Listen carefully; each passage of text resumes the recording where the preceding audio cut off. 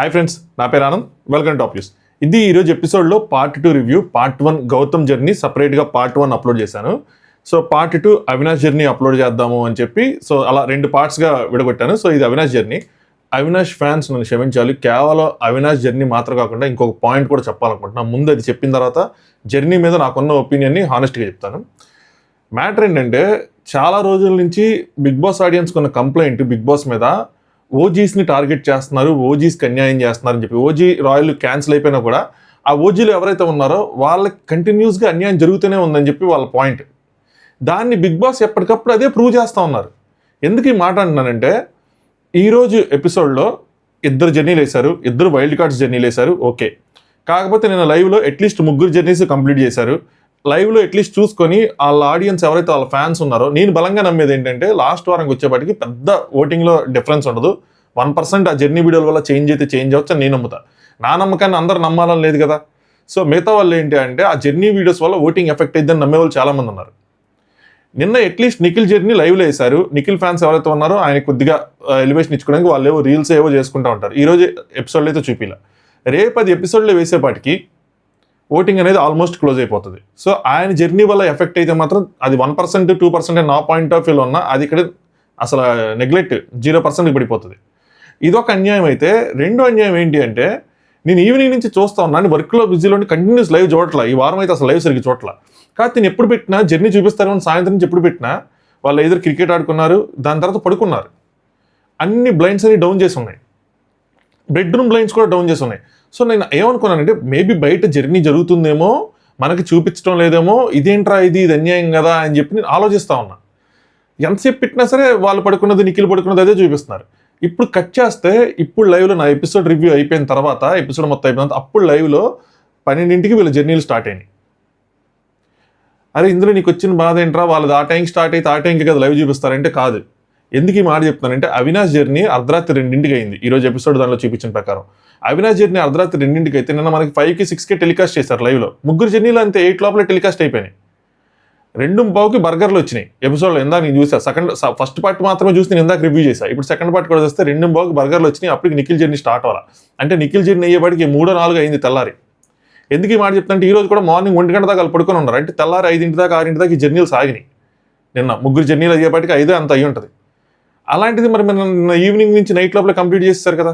మరి వీళ్ళ జర్నీ, ప్రేరణ నబీల్ జర్నీ ఇంత అర్ధరాత్రి 1 గంటకి 2ంటికి వేస్తే లైవ్ ఎవడ చూస్తాడు? పోనీ దాన్ని ఎవరైనా రికార్డ్ చేసి యూట్యూబ్లో అప్లోడ్ చేస్తే మీరు ఒప్పుకుంటారా? వాళ్ళకు ఒక స్ట్రైక్ వేస్తారు. అంటే ఎందుకు? మళ్ళీ రేపు మీరు మళ్ళీ 2 జర్నీలు వేస్తారు. మీ ఎపిసోడ్లో ఫిట్ అయ్యి 2 జర్నీలే. రేపు ఈవెన్ ఓటింగ్ క్లోజ్ అయిపోయే పాటికి కూడా 2 జర్నీలు వేస్తారు. నబీల్ జర్నీ ఎక్కడ వేస్తారు? శనివారం వేస్తారా? ఇది అన్యాయం కాదా? గురువారం గౌతమ్ది, అవినాష్ దేశీ, శుక్రవారం ఓటింగ్ క్లోజ్ అయ్యేపాటికి ప్రేరణాదిను, నిఖిల్ దివేసి, మొత్తం అంతా అయిపోయి వాళ్ళకి కనీసం ఒక 1 అవర్ అయినా గ్రేస్ పీరియడ్ ఉంది. వాళ్ళు ఎఫెక్ట్ అయ్యి ఆ 1 అవర్ చూసుకొని మారే వాళ్ళు ఏమైనా ఒక 0.01%. నబీల్ది పోనీ ఒకే ఎపిసోడ్లో 3 వేయగలరా? ఎందుకు ఎంత సింపుల్గా సోమవారం నుంచి మంగళవారం, బుధవారం 3 రోజులు జర్నీ వీడియోలు వేసుకొని, ఆ 3వ రోజు నుంచి గురువారం, శుక్రవారం చక్కగా మీ ప్రమోషన్స్ ఏవైతే చేసుకోవాలనుకున్నారో, గురువారం, శుక్రవారం, శనివారం, కుదిరితే ఆదివారం ఫైనల్ ఎపిసోడ్ ఆపేసి ఆ రోజు కూడా ప్రమోషన్స్ తీసుకుంటే అడిగే వాళ్ళు ఎవరున్నారు? ఎందుకు ఈ విధంగా చేయటం వల్ల ఈ 3 రోజుల్లో వచ్చింది ఏంటి? పోనీ మీరు ఏదైనా అద్భుతంగా సెటప్ చేయడానికి టైం పట్టిందంటే ఏం లేదు కదా. గార్డినర్లో 2 గంటల్లో సెటప్ చేశారు, 2-3 గంటల్లో. హార్డ్ వర్కే, మీరు చేసిన కష్టమే కాదని నేను. అదేదో సోమవారం పెట్టుకుంటే అయిపోద్ది కదా. భయ్యా మీరు రైటింగ్కి టైం పట్టింది అది అంటే రైటింగ్కి టైం పడుతుంది, ప్రతి సీజన్ ఎలా పెట్టేస్తున్నారు? తప్పు, ఇది కరెక్ట్ కాదు. అన్యాయం జరుగుతున్నట్టే కదా. అందరూ ఆలోచనలు ఒకలా ఉంటే ఓటింగ్ ఎఫెక్ట్ అవుతుంది. నా ఆలోచనతో అందరూ ఆలోచనలు నేను కట్టేలేను. వాళ్ళు ఓటింగ్ ఎఫెక్ట్ అవుతుంది, దానివల్ల మా ఆవిడికి నష్టం అవుతుంది అనుకుంటున్నారు. నిఖిల్ ఫ్యాన్స్ రేపు ఎపిసోడ్ టెలికాస్ట్ అయ్యే లోపల జరగాల్సింది జరిగిపోయింది, మొత్తం అంతా అయిపోతుంది. ఇప్పుడు గౌతమ్ ఏవి సూపర్ వచ్చింది జర్నీ. ఇందాక నేను చెప్పాను, నాకే ఫ్యాన్ కాదు నేను ఎవరికి, నాకే అంత న్యూట్రల్గా చూసినప్పుడు నాకే అనిపించినప్పుడు బాగా వచ్చింది, ఒక సినిమాలో వచ్చిందని అనిపించినప్పుడు సగటు ఆడియన్స్కి వస్తుంది. వాళ్ళకి ఓటు వేయాలనిపించవచ్చు, వాళ్ళు ఓటు వేయచ్చు, ఓటు మార్చచ్చు, వేరే వాళ్ళకి అయిపోయి అవినాష్కి, నబీల్కి అయిపోయి వాళ్ళు వేయచ్చు, ప్రేరణకి అయిపోయి వేయచ్చు. మరి అదే సిమిలర్ జస్టిస్ నిఖిల్కి కూడా ఉండాలిగా. పోనీ మీ ఇద్దరికి టాప్ 10 తెలిసినప్పుడు వాళ్ళిద్దరిది ఫస్ట్ వేసేయచ్చు కదా. అట్లీస్ట్ నబీల్కి, ప్రేరణకి అన్యాయం అలాగే జరిగిపోయింది. అదేసుంటే అట్లీస్ట్ అలా అయినా న్యాయం జరిగేది కదా. ఇది ఎంత అంటే ఇది క్లియర్‌గా నేను చాలా సార్లు వెనకేసుకొస్తా ఉంటాను. బిగ్ బాస్ టీమ్ లేదులే ఇలా చేసుంటారు, దీనికోసం చేస్తారు. బట్ వాళ్ళ పాయింట్ నుంచి ఆలోచిస్తే రైట్ అనిపిస్తుంది. బయాస్డ్‌గా కనిపిస్తున్నారు మీరు. కావాలని చేస్తున్నట్టు అనిపిస్తుంది. సింపుల్ ఫండా మనకున్నప్పుడు, మనం ప్రతి ఫాలో అయ్యేది ఉన్నప్పుడు, సోమవారం నుంచి మనం జర్నీ వీడియోస్ వేసుకొని వచ్చేస్తే అయిపోయేదానికి. దాని తర్వాత మనం ఎన్ని సీరియల్ ప్రమోషన్స్ చేసుకున్నా ఏం కాదు. అందులో ఏం మారిపోయింది? ముందు వెనకది ముందులో. ఇప్పుడు కదా మారిపోయింది. పోనీ ఇది కూడా కాదు, మీరు శుక్రవారం నుంచి జర్నీ వీడియోలు వేసుకుంటే ఓటింగ్ ఎఫెక్ట్ అవ్వకుండా అది కూడా ఓకే. ఈరోజు కూడా మీరు ప్రమోషన్స్ చేసుకొని శుక్రవారం నుంచి 2 జర్నీ వీడియోలు వేసుకుంటే ఆ గంటలో పోయేది ఏమి ఉండదు కాబట్టి శుక్రవారం శనివారం ఎలాగో 1.5 అవర్ ఎపిసోడ్, అందులో 3 జర్నీలు వేసుకొని శుక్రవారం 2 జర్నీలు వేసుకుంటే అయిపోయే. ఎవరికి నష్టమే లేదు, ఓటింగ్ ఎఫెక్ట్ అవుతుందని బాధ లేదు. ఎలాగో సోమవారం మంగళవారం తిట్టుకున్నాము సరిగా ఏంటి ప్రమోషన్స్ అని చెప్పి, ఇంకో 2 రోజులు తిట్టుకుంటాం. ఆ తిట్టుకోవడం ఈ తిట్టుకోవడం కన్నా బెటర్ కదా. బయాస్డ్ అన్న మాటనే వచ్చేది కాదు మీకు. క్లియర్ కట్ కనిపిస్తుంది. ఒకళ్ళిద్దరికి ముద్దు బిడ్డల్లా అనిపిస్తున్నారు మీరు. వాళ్ళనేదో మీరు దత్తత తీసుకున్నట్టు అనిపిస్తుంది. మీరు వాళ్ళకి ఆన్సర్ చెప్పలేని సిచ్యువేషన్లో ఉంటారు. చెప్పరు మీరు ఓపెన్గా ఏది అన్నది. బట్ రాంగ్ ఇది. మేమేదో ప్రతినిధుల్లాగా, మేమేదో వారధుల్లాగా, అంటే అట్లీస్ట్ నేను మిగతా ఎవరైతే ఉన్నారో వాళ్ళు క్వశ్చన్ చేస్తూ ఉంటారు. ఏంటిది, దీన్ని మీరు ఎందుకు అడగరు, మీకు భయమా బిగ్ బాస్ అంటే? భయమే లేదు. ఎందుకు భయం? ఎవరికోసం భయం? కానీ వాళ్ళ పాయింట్ ఆఫ్ వ్యూ నుంచి ఆలోచిస్తే రైట్ అనిపిస్తుంది. తప్పిది. మారరు, టీములు మారిపోతూ ఉంటే ప్రతి సీజన్ అయిన తర్వాత ఒకళ్ళిద్దరు మారిపోతారు, క్రియేటివ్ టీం మారిపోద్ది. బట్ ఎవరైతే మేజర్ రోల్ ఒకళ్ళిద్దరు సెంటర్ పాయింట్స్ ఉంటారో వాళ్ళు కనుక చూస్తే వాళ్ళ పాయింట్స్ని అర్థం చేసుకోండి. మీరు ఈక్వల్గా ట్రీట్ చేయాలి. మనం షోని నడిపేటప్పుడు ఇది ఒక వ్యాపారంగా నడపటం ఒక పాయింట్ ఆఫ్ వ్యూ. కానీ చివరికి వచ్చేసిన తర్వాత మనకు కావాల్సిన వాళ్ళు ఫైనల్కి తీసుకెళ్ళటము, లేదంటే మనకు కావాల్సిన వాళ్ళకి మంచి ఫుటేజ్ చేయటమో, లేదంటే మంచిగా జర్నీ చేయటమో ఇవన్నీ ఓకే. కానీ చివరికి వచ్చేసిన తర్వాత కూడా ఇలా బయాస్డ్గా చేయటం రాంగ్. అందరినీ ఈక్వల్గా ట్రీట్ చేయాలి. వాళ్ళందరూ మీ వాళ్ళే కదా, మీ ఛానల్ వాళ్ళు. ఇప్పుడు వాళ్ళందరి గ్రోత్ మీ మీద వాళ్ళందరి కెరీర్ నెక్స్ట్ 1 year మీ మీద ఉంది కదా. అట్లీస్ట్ వాళ్ళ మీద ఒక బాండ్ ఉంది కదా. నెక్స్ట్ 1 year దాకా వేరే ఛానల్ పని చేయకూడదు, వేరే ఎక్కడ పని చేయకూడదని.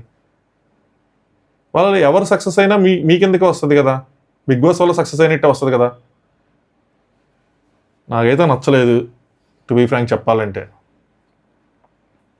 ఎనీవే, సో అవినాష్ ఫ్యాన్స్కి ఐఎమ్ సారీ. అది నేను ఫస్ట్ అసలు జర్నీలు అయిపోయినాయేమో, మనకు చూపించలేదేమో, లేదు నేను చూడలేదేమో అనుకున్నా. నాకు తర్వాత ఎప్పుడైతే నేను రివ్యూ అప్లోడ్ చేసి వెళ్తే అక్కడ జర్నీ రాగా నేను షాక్ అయ్యా. అదేంది ఈ టైంకి పెడుతున్నారు మరీ అర్ధరాత్రి అని చెప్పి. ఇంకెప్పుడు లైవ్ ఇప్పుడు చూసే వాళ్ళు ఉంటారా ఈ టైంలో? ఎంతమంది ఉంటారు మేల్కొని? ఎంత ఫ్యాన్స్ అయినా కూడా వాళ్ళకి తెలియని కూడా తెలియదు పాపం. ఓకే, అవినాష్ జర్నీ వచ్చేపాటికి నేనైతే చాలా ఎక్స్పెక్ట్ చేశాను, టు బీ ఫ్రాంక్. ఎందుకంటే నా పాయింట్ ఆఫ్ వ్యూలో అవినాష్ ఈ సీజన్లో జస్ట్ కమెడియన్ మాత్రమే కాదు, వాళ్ళు ఎంటర్టైనర్ అన్నారు కానీ ఈజ్ అన్ ఆల్రౌండర్.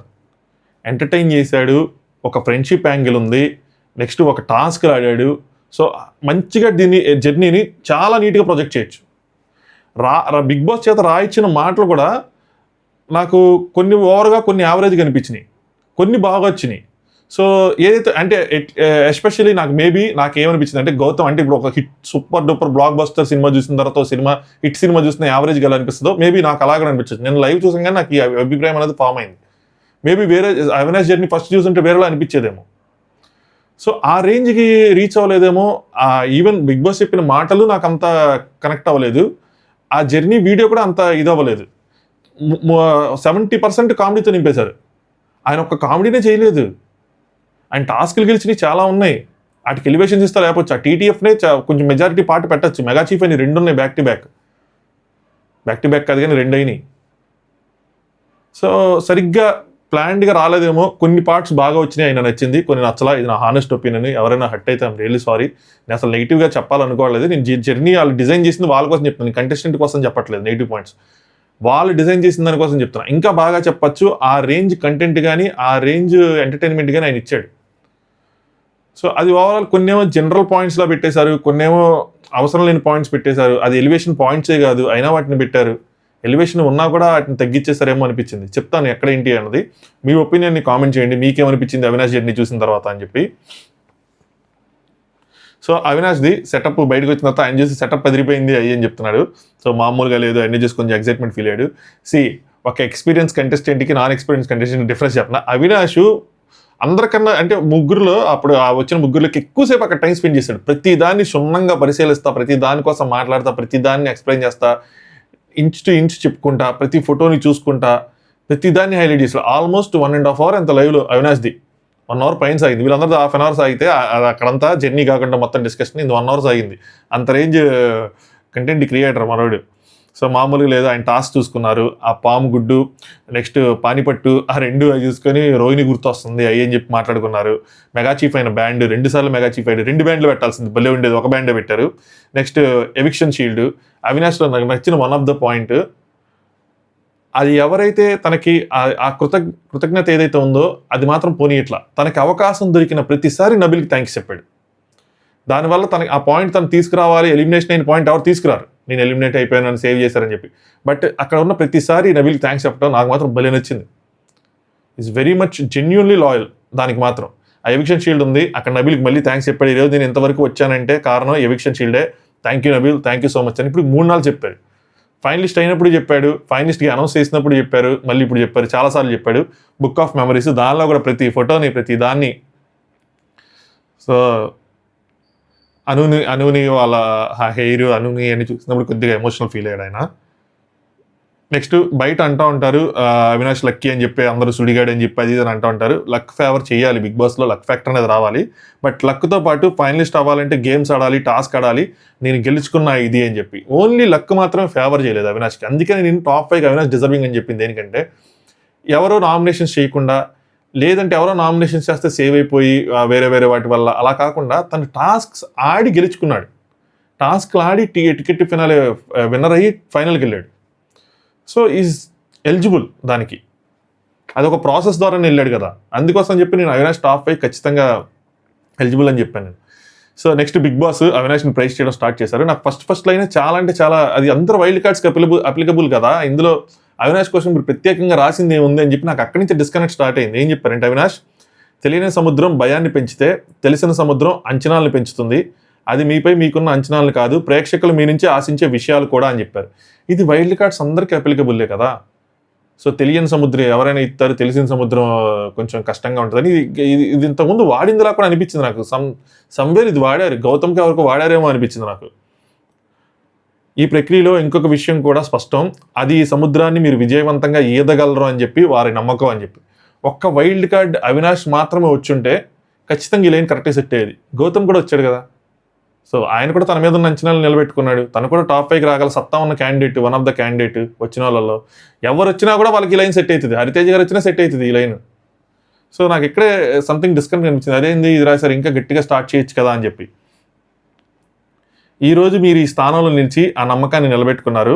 మీరు చుట్టూ ఉంటే ఈ లైన్ ఇది మాత్రం ఎవరు రాశారు కానీ గట్టిగా రాశారు. నాకు తెలిసి ఏమనుకున్నానంటే, ఆయన ఎవరు ఉంటారు ఒక అతను అవినాష్తో పాటు షీముకి షోలో ఇంకొక ఆయన ఉంటాడు అవినాష్ పార్ట్నర్ కింద, పేరు గుర్తు అట్లా. తను ఇంతకుముందు స్కిట్స్ కూడా చేస్తూ ఉండేవాడు. తను రాసాడేమో అనిపించింది నాకు ఇది.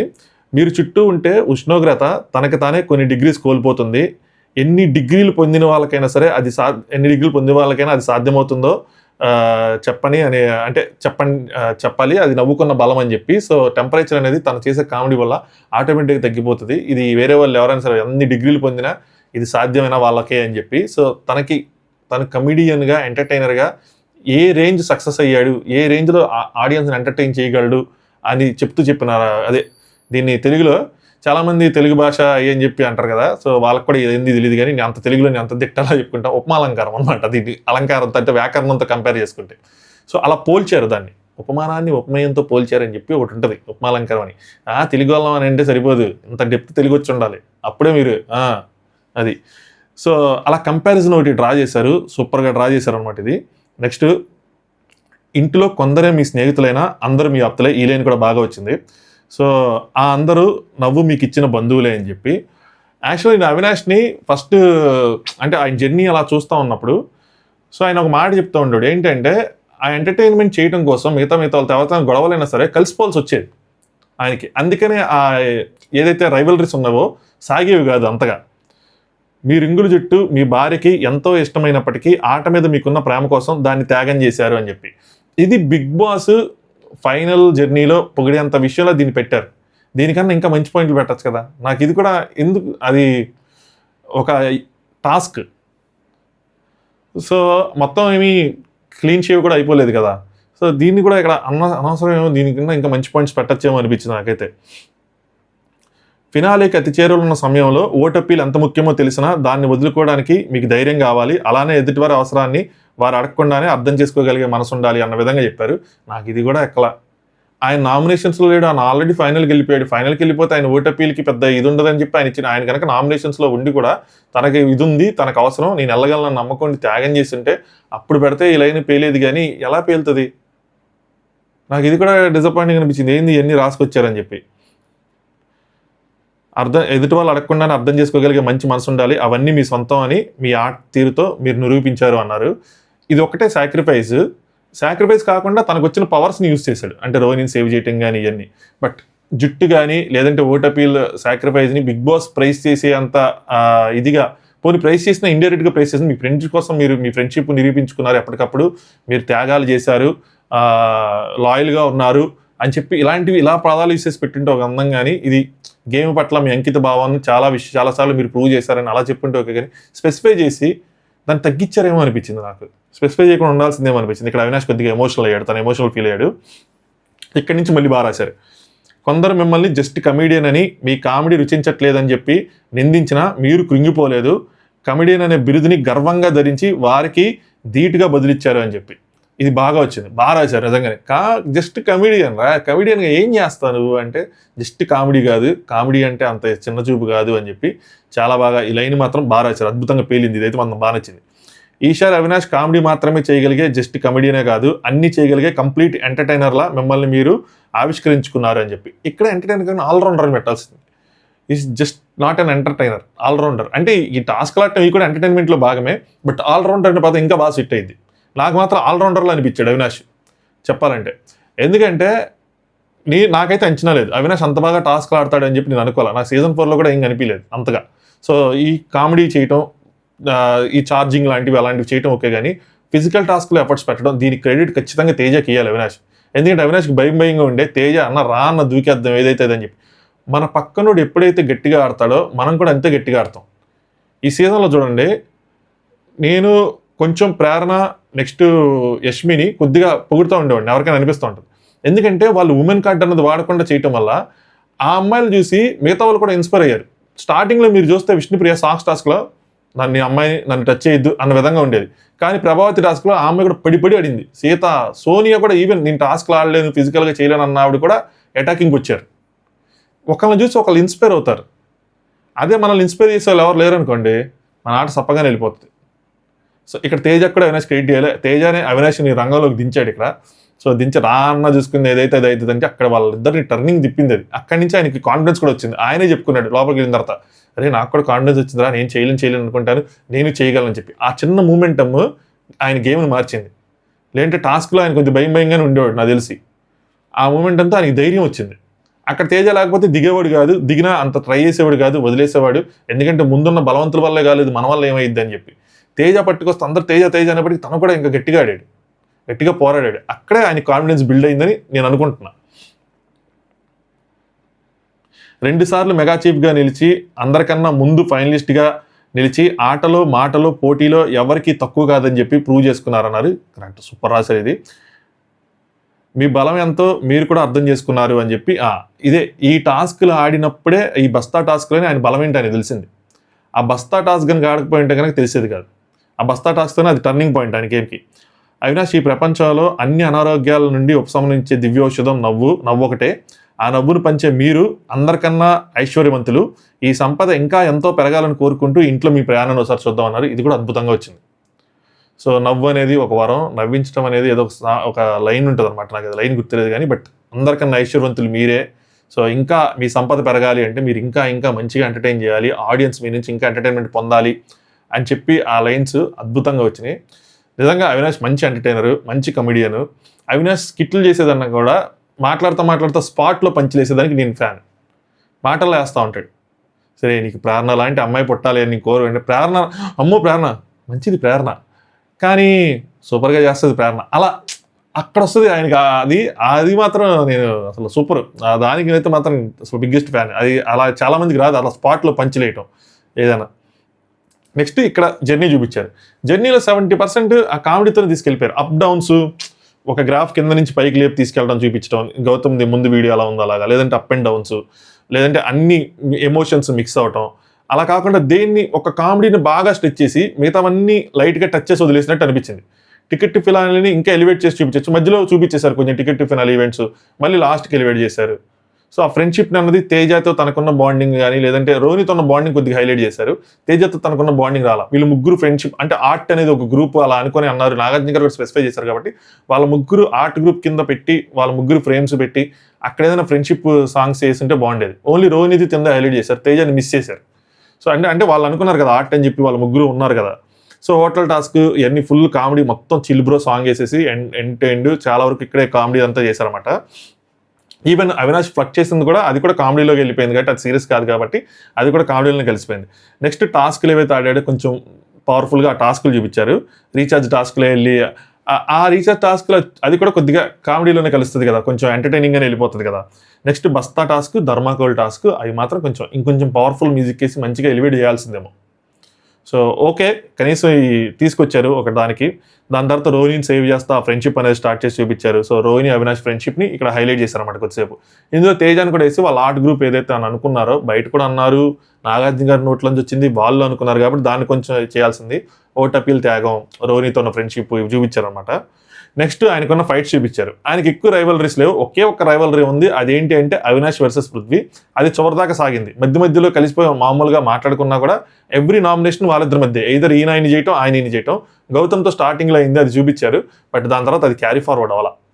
సో ఎందుకు క్యారీ ఫార్వర్డ్ అవ్వలేదు, రైవలరీస్ ఉండొచ్చు కదంటే ఈయన చేసిన స్కిట్స్ కామెడీ వల్లే ఇంకా అది సాల్వ్ చేసుకోవాల్సి వచ్చింది. బట్ సమ్హౌ పృథ్వీతో మాత్రం అది సాల్వ్ అవ్వాలా.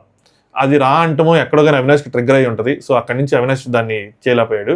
అలాగే పృథ్వీ కూడా అవినాష్ ఏంటి అంటే అవినాష్కి ఓట్ లేదు, నామినేట్ చేస్తే వెళ్ళిపోతాడు అన్న విధంగా పృథ్వీ కూడా అవినాష్ని టార్గెట్ చేస్తూ వచ్చాడు. అవినాష్ కూడా పృథ్వీ ఏం చేయట్లేదు, ఓన్లీ టాస్క్ ఆడుతున్నారు చెప్తే ఇంట్లో ఇంకేం చేయట్లేదు అని చెప్పి ఆయన టార్గెట్ చేసుకుంటూ వచ్చాడు. అదొక్క రైవలరీనే క్యారీ ఫార్వర్డ్ అయింది కానీ మిగతా ఏమీ అవ్వాల. దాని తర్వాత ఆయన ఫౌల్ లాంగ్వేజెస్ వాళ్ళు మాట్లాడేవాళ్ళు, రూడ్గా ఉండేవాళ్ళు, వాళ్ళందరూ సేవ్ అయిపోవటం, వాడి వీడు అనేవాళ్ళు వీళ్ళందరూ సేవ్ అయిపోవటం ఏంటి, మేమేమో మంచిగా ఉండి మంచిగా మాట్లాడే వాళ్ళు ఎలిమినేట్ అయిపోవటం ఏంటి, వాళ్ళు వాడి వీడు అంటే పట్టానికి ఎక్కడికి వచ్చినట్టుంది అని చెప్పింది. అది కొంచెం హైలైట్గా వేశారనమాట. దాని తర్వాత వాళ్ళ వైఫ్ ఎంటర్ అయింది, అది కొంచెం మంచి ఒక రొమాంటిక్గా అది చూపించారు. లాస్ట్లో ఆ టీటీఎఫ్ ఎలివేషన్ అది గెలిచింది చూపించారనమాట. మధ్యలో ఎక్కడ కూడా నేనైతే హై ఫీల్ అయింది లేదు. ఇప్పుడు ఆయన ఆడకుండా ఓన్లీ కామెడీతో వెళ్ళిపోతే అలాగే జర్నీ చూపిస్తే ఒక రకం ఓకే. ఆయన మధ్యలో గెలిచిన ఉన్నప్పుడు అక్కడ హై లేపాలి కదా, ఆ హై లేపలా. సో ఇంకా పోనీ చేయడానికి అక్కడ మనం ఇవ్వటానికి లేదు అనుకుంటే ఓకే, ఇవ్వటానికి ఉంది, ఆయన ఇచ్చిన కంటెంట్ ఉంది, అది లేపచ్చు. కానీ అక్కడ మాత్రం అంత లేపలేదేమనిపించింది. సో నాకైతే మాత్రం ఎస్పెషల్లీ మేబీ గౌతమ్ జర్నీ చూడటం వల్ల ఎఫెక్ట్ కూడా ఉండొచ్చు ఆ ఎపిసోడ్లో. సో అలా యావరేజ్గా అనిపించింది, ఓకేష్గా అనిపించింది తప్పితే పెద్ద హైగా ఏమనిపించలే. Next Avinash thank you so much entire Bigg Boss team అని చెప్పుకున్నాడు. చాలా ఆనందంగా ఉంది, ఒక సినిమా చూపించారు బిగ్ బాస్ అని చెప్పి ఖచ్చితంగా అనిపిస్తుంది. వాళ్ళు ఈ 100 రోజులు, వాళ్ళు మేబీ 70 రోజులు అనుకుంటా. సో వాళ్ళు 70 రోజుల జర్నీని ఒక 10 నిమిషాల్లో అన్ని ఫ్రేమ్స్లో పెట్టి వెనకాల బ్యాక్గ్రౌండ్ సాంగ్స్ చేసి బిగ్ బాస్ పొగిడి పెట్టడం ఆబ్వియస్గా గూస్ బంప్స్ మూమెంట్ వాళ్ళకి. నా జీవితంలో బిగ్ బాస్ ఎన్నో అంటే బిగ్ బాస్ చెప్తున్నాను అనమాట, నా జీవితంలో ఎన్నో అవమానాలు కష్ట సుఖాలు ఎదుర్కొన్నాను. ఇక్కడికి వచ్చిన తర్వాత, బిగ్ బాస్కి వచ్చిన తర్వాత నా ప్రయాణం మలుపు తిరిగిందని చెప్పాడు. నన్ను ప్రపంచానికి ఎంటర్టైనర్గా పరిచయం చేశారు సీజన్ 4 నుంచి అని చెప్పాడు. కానీ నేను ఈ లైన్కి కూడా కనెక్ట్ అవ్వలేదు, ఎందుకంటే దానికి ముందు అవినాష్ ఫేమస్ ఎంటర్టైనర్గా, జబర్దస్త్ స్కిట్లు ఇవన్నీ చేస్తూ ఉండేవాడు కదా. బట్ నాగార్జున గారు ఎంటర్టైనర్ ఆఫ్ ద సీజన్ అని చెప్పాడు, మేబీ దానికోసం చెప్పుండొచ్చు. మళ్ళీ సీజన్ 8లో వైల్డ్ కార్డ్గా జనాలను ఎంటర్టైన్ చేసేలా అవకాశం కల్పించారు, దానికి కూడా థ్యాంక్స్. మాటలు రావటం లేదన్నాడు, మాటలు రావటం మనం చాలా మాటలు మాట్లాడాడు. గెలుస్తానో లేదో తెలియదు కానీ నేను ఆల్రెడీ గెలిచానని అనుకుంటున్నాను, ఒక మనసున్న మనిషిగా నేను గెలిచాను అనుకుంటున్నాను, నేను ఇంత బిగ్ బాస్ గొడవలు పెట్టుకోవడం నాకు తెలియదు అని చెప్పి. సో ఈ మాట నన్ను కదిలించింది కొద్దిగా. నిజంగా అవినాష్ అంతే. సో అవినాష్ అలాగే ఉంటే బాగుండేది. కొన్ని గొడవలు పెట్టుకున్నప్పుడు నాకు అనిపించింది వాంటెడ్గా పెట్టుకుంటున్నాడేమో అనిపించింది. వాంటెడ్గా ముందుకు వచ్చి వెనక్కి వెళ్ళడం, గొడవలు మాట్లాడుతున్నప్పుడు కావాలని ఎదుటి వాళ్ళకి ఒక పాయింట్ లాగుదామని చెప్పి చేయటం, అవన్నీ నాకు వాంటెడ్గా అనిపించినాయి. న్యాచురల్గా అలా ఉండిపోవాల్సింది, ఇంతే అని చెప్పి. తన పర్సనాలిటీ ఇంతే అని అట్లీస్ట్ 4-5 వారాల తర్వాత కూడా కొంచెం అర్థమైంది అంతే అని చెప్పి. సో కొన్ని చేసిన అవి చేయటం వల్ల ఏమంటే వాంటెడ్గా చేసినట్టు అనిపించింది. బట్ ఓకే, అంటే మనం బిగ్ బాస్లో ఏదైతే గొడవలు అవన్నీ కోరుకునే వాళ్ళు ఉంటారో వాళ్ళకి అంతగా ఇది అవ్వదు. బట్ ఆయన పర్సనాలిటీ అంత, ఆ పర్సనాలిటీ చూడగలిగే వాళ్ళు అయితే మాత్రం ఖచ్చితంగా లైక్ చేస్తారు. ఆడాను, బాగా ఆడేవాళ్ళు ఓడిపోతుంటే నా ఫ్రెండ్ రోహిని తను కూడా ముందుకు వెళ్ళాలని చెప్పి ఆలోచించా బిగ్ బాస్ అని చెప్పాడు. ఇంకేదో చెప్దాం అనుకున్నట్టున్నాడు, ఆపేశాడు ఇక్కడ. అంటే తన కోసం త్యాగం చేశాడు కదా, దానికోసం అనుకుంటా. నా తుది శ్వాస వరకు ఎంటర్టైన్ చేస్తా అని చెప్పాడు. తేజ రోహిని అన్నారు కామెడీ చేసే వాళ్ళు కమెడియన్స్ లానే చూస్తారు అని అన్నారు కదా, అది నా మైండ్లో కూడా ఉంది. ఎంటర్టైనర్ అని చెప్పారు సీజన్ 4లో, కానీ నేను ఎందుకు ఎలిమినేట్ అయిపోయాను నాగార్జున చెప్పారు. అప్పుడే బాధేసింది ఎలిమినేట్ అయిపోయినందుకు. కమెడియన్స్ గెలవకూడదా అన్న క్వశ్చన్ నాకు అప్పుడే వచ్చిందని చెప్పి చాలా మందికి వచ్చి ఉంటుంది. సో ప్రతి ఒక్కరికి ఎనీవే పేరు థ్యాంక్స్ చెప్పాడు. సో బిగ్ బాస్ ఏమో ఆల్ ది బెస్ట్ చెప్పారు. దాని తర్వాత ఇదే ఇప్పుడు చూసినప్పుడు అవినాష్ జర్నీ 2 AM ఎంతకు ఫినిష్ అయింది అని వచ్చింది. నెక్స్ట్ నిఖిల్ కూడా 2:30 ఆ టైంలో స్టోర్ రూమ్కి వెళ్తాడు బెల్ వస్తే. కానీ మనకి ఈవినింగ్ వేశారు కదా 6కి 7కి. నాకు అదే అర్థం కాలేదు, ఇది కూడా అలా వేసేయచ్చు కదా, అంతసేపు ఎందుకు సాగదీయాలి? వాళ్ళు కనీసం చూసుకొని ఈవినింగ్ చూసుకొని రివ్యూ చెప్పుకునే వాళ్ళు ఎలివేషన్ ఇచ్చుకునే వాళ్ళు. ఎనీవే సో దీని తర్వాత టీ పంపించారు కదా, నేను ఎక్స్పెక్ట్ చేశాను టీ పంపించిన తర్వాత ఏదో పంపిస్తారని చెప్పి బర్గర్లు పంపించారు అనమాట. So thanks for the tea అని చెప్పి బర్గర్లు రిటర్న్ గిఫ్ట్ ఇచ్చారు. సో బర్గర్లు తిని మన వాళ్ళు ఎంజాయ్ చేశారు. సో ఇది అవినాష్ జర్నీ. ఓకే, అబోవ్ యావరేజ్గా అనిపించింది. అంత పెద్ద అంటే స్కోప్ ఉంది అని అనిపించింది. స్కోప్ ఉన్నా చేయలేదేమో అనిపించింది. స్కోప్ లేకపోతే మాత్రం ఓకే బాగానే ఉందని చెప్పేసామండి. స్కోప్ ఉన్నా కూడా అంత ఎలివేట్ చేయలేదేమో, అంత ఎలివేషన్ ఇవ్వలేదేమో నాకు అనిపించింది, నా పర్సనల్ ఒపీనియన్. మీ ఒపీనియన్ ఖచ్చితంగా కామెంట్ చేయండి. Good night, thanks for watching top news.